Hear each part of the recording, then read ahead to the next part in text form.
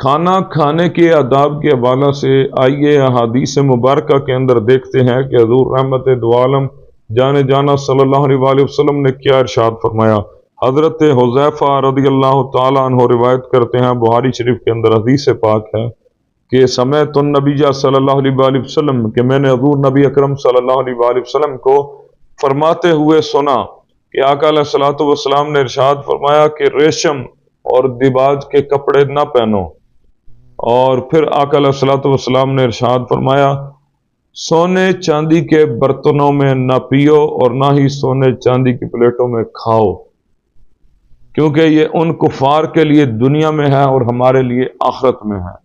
عرب ممالک میں جائیں تو مہمان نوازی جو بڑے بادشاہ ہیں، یہ جو حکمران ہیں، تو وہ زیادہ تر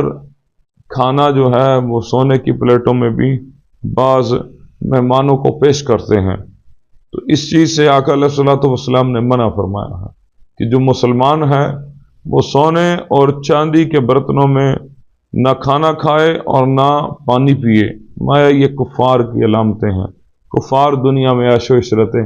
ڈھونڈتے ہیں اور کرتے ہیں، ہمارے لیے یہ انعام آخرت میں اللہ رب العالمین کے حضور ملے گا۔